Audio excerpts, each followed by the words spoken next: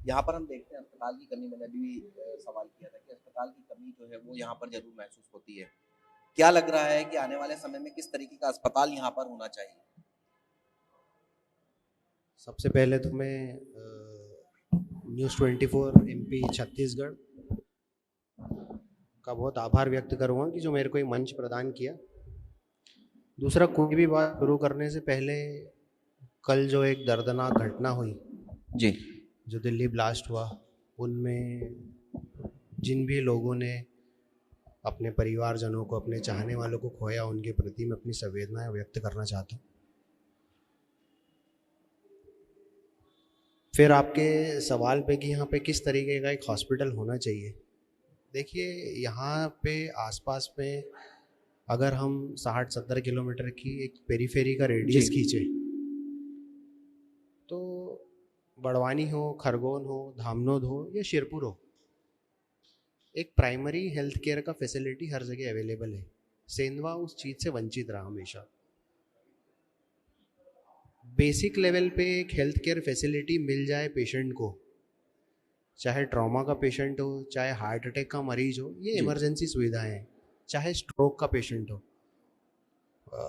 प्राय हम ये देखते हैं कि पेशेंट डायबिटीज़ और हाइपरटेंशन एक ऐसी बीमारी है जो कंटिन्यूसली बहुत सालों से और क्रॉनिकली बनी है। उन पेशेंट के साथ क्या होगा, किस वक्त होगा, इसका कोई अनुमान नहीं लगा सकता।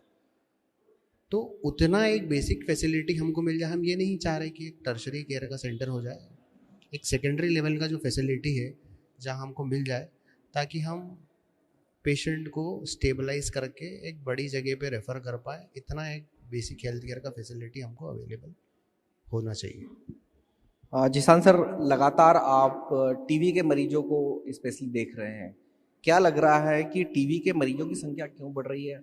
और इसकी रोकथाम के लिए क्या कुछ करना चाहिए यहाँ पर लोगों को, किस तरह से अवेयर होना चाहिए? क्योंकि हम देखते हैं कि अधिकतर खाँसी के समय लोग जो है वो मेडिकल से दवाइयाँ ले लेते हैं, आदिवासी बेल्ट है, तो जागरूकता की भी आवश्यकता आप देखते हैं? देखिए, जहाँ तक जागरूकता का विषय है, सरकार इस पे बहुत सारे काम अभी से नहीं, जी। बहुत वक्त से कर रही है। जी। जागरूकता की अगर अपन बात करें तो बशर्ते टीबी के अलावा बड़वानी डिस्ट्रिक्ट के विषय में अगर अपन बात करें, जी। तो यहाँ पे एक बीमारी जिसका भी जस्ट पहले अतुल सर ने जिक्र किया, सिकल सेल के बारे जी। में। तो सिकल सेल एक ऐसी बीमारी है जो बड़वानी डिस्ट्रिक्ट में पर्टिकुलरली आदिवासी जो भाई हैं उनमें इतना प्रेवेलेंट है। जी। और वो बीमारी ऐसी है कि आप या मेरे जैसा जो स्टेबल पेशेंट है, अगर उसको सिकल सेल है तो उसके साथ क्या होगा ये हम कह नहीं सकते। जी।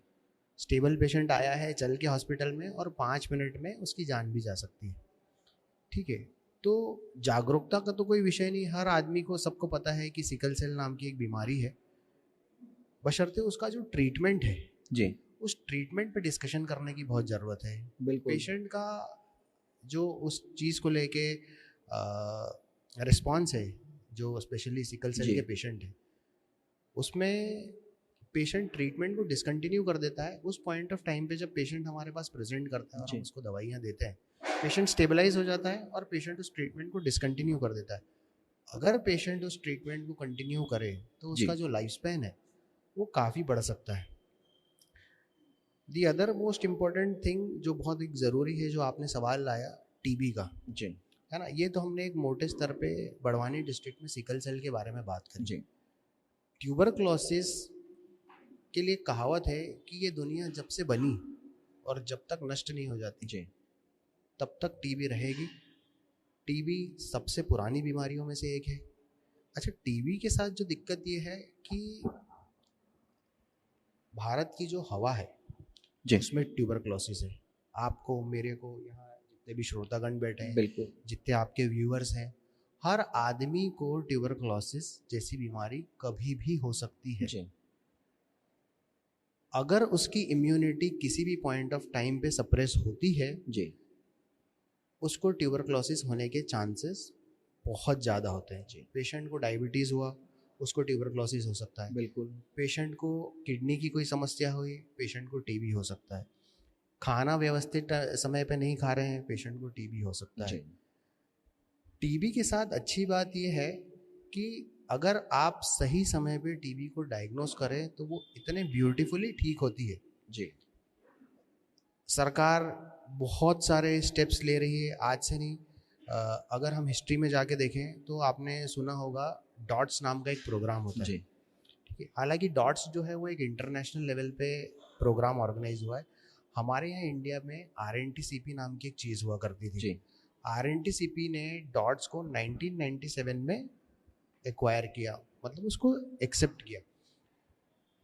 उसमें क्या किया जाता था कि एक जो हेल्थ केयर प्रोवाइडर होता है, मान लीजिए कि जैसे किसी भी पेशेंट को ट्यूबरक्लोसिस है, तो एक हेल्थ केयर जो प्रोवाइडर होता था वो अपने सामने उसको दवाई देता था।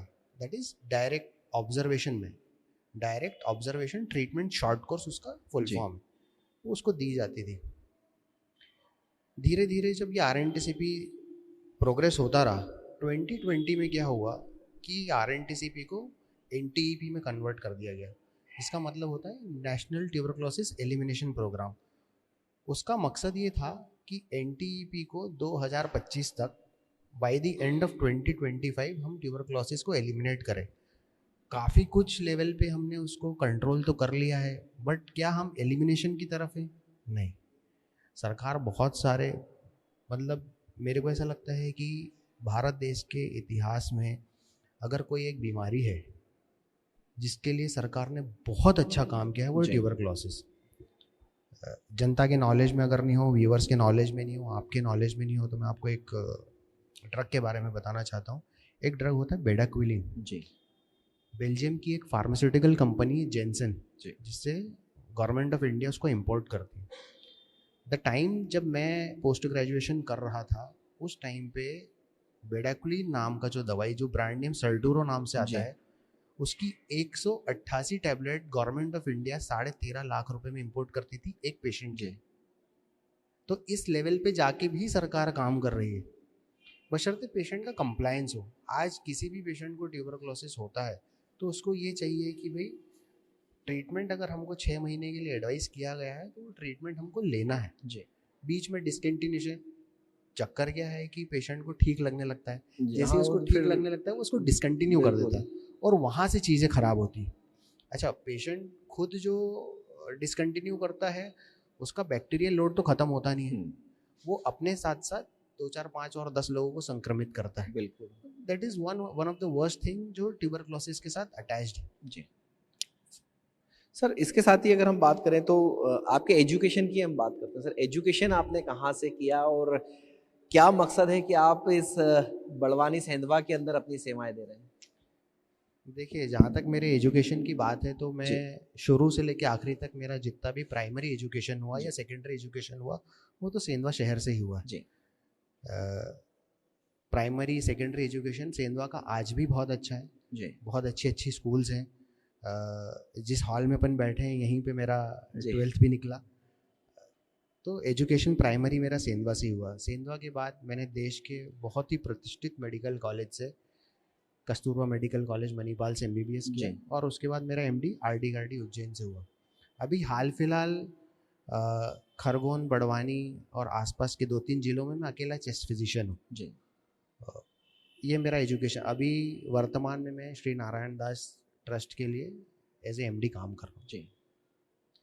सर कोविड के दौरान भी आपने कई अच्छे काम किए हैं। सर किस तरीके के काम जो है कोविड के दौरान आपने और आपकी जो A to Z health care है उसके द्वारा किए गए हैं?